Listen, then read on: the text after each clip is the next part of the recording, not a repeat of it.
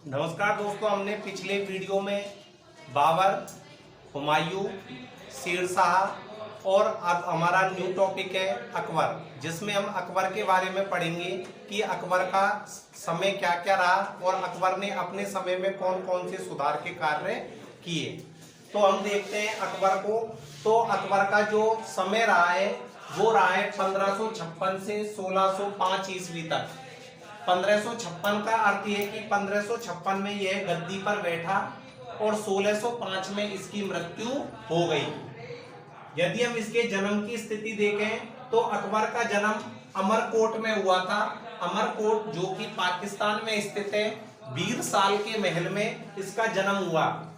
और अकबर का जो जन्म हुआ है वो 1542 ईस्वी में हुआ था और इसके पिता का नाम हुमायूं और माता का नाम हमीदा बानो था। माता का नाम हमीदा बानो था। जब हुमायूं की मृत्यु हुई उस समय अकबर वहां मौजूद नहीं था। इस कारण से इसका राज्याभिषेक कलानौर में, जो कि पंजाब में स्थित है, तो कलानौर में 14 फरवरी 1556 ईस्वी को 14 फरवरी 1556 ईस्वी को ईंटों का सिंहासन बनाकर बैरम खां द्वारा इसका राज्याभिषेक किया गया। इसका जो संरक्षक था, यानी कि हुमायूं के मरने के बाद इसका संरक्षक बैरम खान बना। इसका संरक्षक बैरम खां था, जो 1556 से लेकर 1560 ईस्वी तक इसका संरक्षक बना। और इसके बाद यह हरम दल के संरक्षण में रहा। 1560 से लेकर 1562 ईस्वी तक। अब यह जो हरम दल था, इस हरम दल के तहत यह अपनी धाय मां महामनगा व उसकी बेटी जीजी अनगा व उसका बेटा आदम खां के संरक्षण में रहा, जिससे वह 1562 ईस्वी में पूर्णतः मुक्त हो गया। इसके बाद इसकी जो सबसे प्रमुख घटना है वो है कि पानीपत की दूसरी लड़ाई।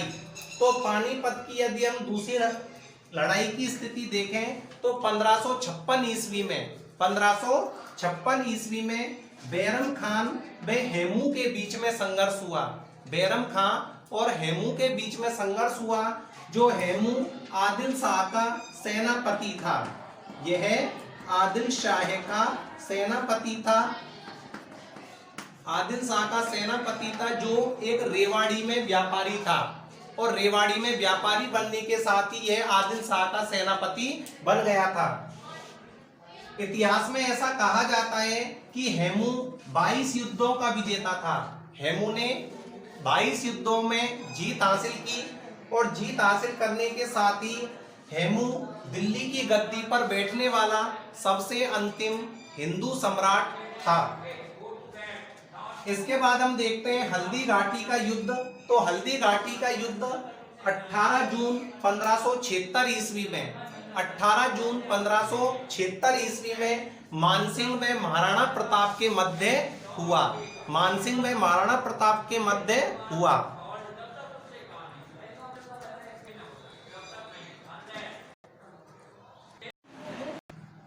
(1556) से लेकर 1560 तक बैरम खां अकबर का संरक्षक रहा और संरक्षक रहने के बाद अकबर के कहने पर बैरम खां की हत्या मुबारक खां द्वारा कर दी गई।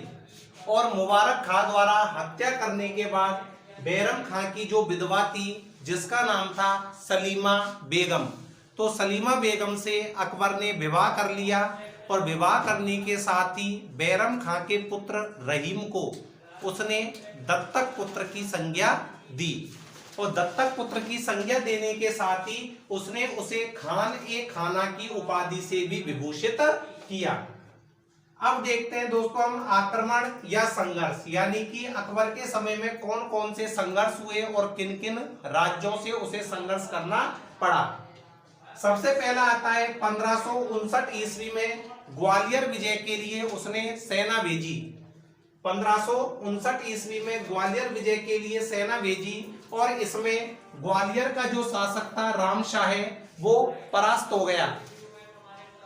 1561 ईस्वी में मालवा पर आक्रमण करने के लिए भी अकबर ने सेना भेजी, लेकिन बाज बहादुर ने अकबर की अधीनता स्वीकार कर ली और बाज बहादुर अकबर के दरबार में एक दरबारी संगीतकार भी था। इसके बाद आता है 1564 ईस्वी। 1564 ईस्वी में अकबर ने गोंडवाना पर आक्रमण किया और शासिका दुर्गावती परास्त हुई।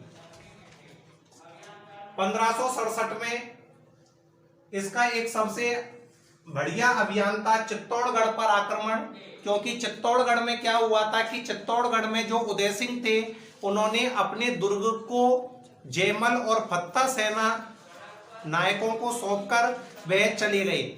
जब जयमल और फत्ता हार गए तो हारने के बाद और उनके मरने के बाद वहां पर महिलाओं ने जौहर किया, जो कि चित्तौड़गढ़ के तीसरे साके के नाम से भी जाना जाता है। 1569 ईस्वी में रणथंभौर पर भी आक्रमण किया गया और सन 1570 में अकबर ने राजपूतों को अधीनता स्वीकार करवाने के लिए एक नागौर दरबार लगवाया। तो नागौर दरबार कब लगा? 1570 ईस्वी में। जब 1570 ईस्वी में नागौर दरबार लगा तो नागौर दरबार के समय बीकानेर के कल्याणमल, जैसलमेर के हर्राय सिंह भाटी और जोधपुर के मोटा राजा उदय सिंह, जो कि मालदेव के पुत्र थे, और बूंदी के सुरजनहाड़ा ने अधीनता स्वीकार कर ली। इसके साथ ही सन 1572 से 1597 का जो समय था, क्योंकि हमने ये देखा है कि 1572 में उदय सिंह की मृत्यु हो गई थी और उदय सिंह की मृत्यु के बाद जब 1572 में यानी कि महाराणा प्रताप जब गद्दी पर बैठा तो 1572 से लेकर उसके मरते दम तक यानी 1597 तक मुगलों में और मेवाड़ में संघर्ष रहा। मुगल और मेवाड़ जो संघर्ष रहा है वो रहा है 1572 से लेकर 1597 ईस्वी तक। इसके बाद आता है 1581। 1581 में जो सबसे महत्वपूर्ण अभियान था वो था काबुल पर आक्रमण। अब हम देखते हैं कि जो अकबर था वह पश्चिम में भी अपनी साख जमाना चाहता था और पश्चिम में साख जमाने के लिए उसने 1585 से लेकर 1598 तक यानी कि 13 साल तक उसने लाहौर को अपनी राजधानी बनाया। कहने का मतलब यह है कि यह पश्चिम की ओर भी अपना राज्य विस्तार कर रहा था और राज्य विस्तार को ध्यान में रखकर इसने लाहौर को अपनी राजधानी बनाया।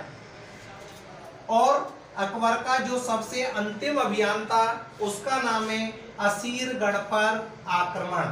असीरगढ़ पर आक्रमण तो 1601 में असीरगढ़ पर आक्रमण इसका सबसे अंतिम अभियान था और 1605 में एक लंबी बीमारी के कारण अकबर की मृत्यु हो गई।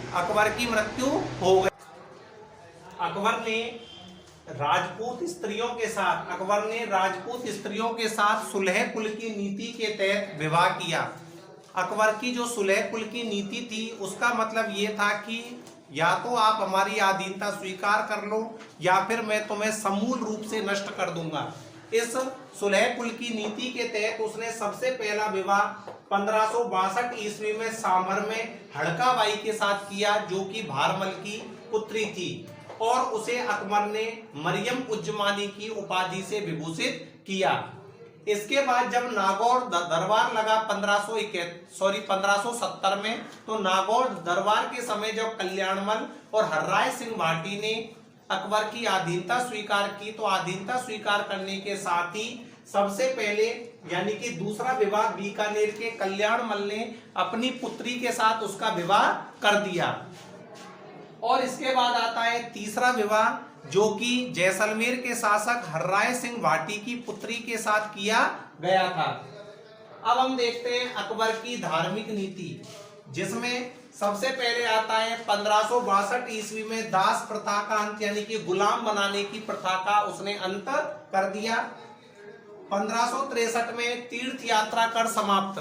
पुराने समय में जब कोई व्यक्ति तीर्थ यात्रा पर जाता था तो उसे एक विशेष प्रकार का टैक्स देना पड़ता था, उसको भी 1563 ईस्वी में तीर्थ यात्रा कर को समाप्त कर दिया गया। इसके साथ ही आता है 1564 में जजिया कर समाप्त, यानी कि गैर मुसलमानों से लिया जाने वाला टैक्स जजिया कर को 1564 ईस्वी में अकबर द्वारा समाप्त कर दिया गया। 1579 में, इससे पहले हम देख लेते हैं, 1575 में इसने फतेहपुर सीकरी में इबादत खाने का निर्माण करवाया, यानी कि 1575 में इसने इबादत खाना बनवाया और 1578 में इबादत खाना अन्य धर्म के लोगों के लिए भी खोल दिया। तो अन्य धर्मों के लिए 1578 में खोल दिया और 1579 में इसने मजहर की घोषणा की। 1579 में मजहर की घोषणा की और मजहर की घोषणा के साथ ही सन 1582 में इसने एक दीने इलाही धर्म का प्रवर्तन किया, जिसकी दीक्षा रविवार को दी जाती थी।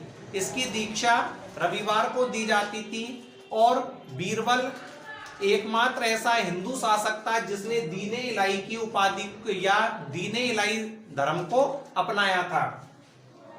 1583 ईस्वी में इलाही सम्मत की शुरुआत हुई। तो इलाही सम्मत की शुरुआत कब हुई? 1583 में।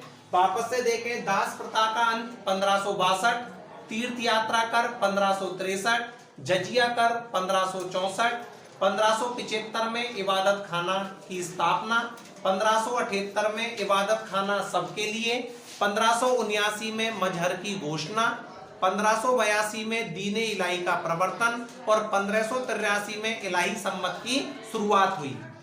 और इसके बाद अकबर द्वारा जो सबसे महत्वपूर्ण कदम उठाए गए उसमें तुलादान, यानी कि शासक को तोलना, झरोका दर्शन, कहने का मतलब जो यानी कि रानीवास होता था या पुरुषों के जो आवास होते थे उनके बीच में उत्सव का आयोजन किया जाता था, जिसे झरोका दर्शन कहते हैं। और इसके साथ ही पाबोस का अर्थ ये था दरबार में शासक के समीप में आकर उसके पैरों को चूमना आदि परंपराएं भी इसने शुरू की, जो परंपराएं यानी कि बलबन ने भी अपनाई थी। और 1605 ईस्वी में इसे सिकंदरा के मकबरे में, ये सिकंदरा कहाँ है? आगरा के समीप जो सिकंदरा है उसमें एक मकबरे में या सिकंदरा के समीप मकबरे में इसे दफनाया गया। बस।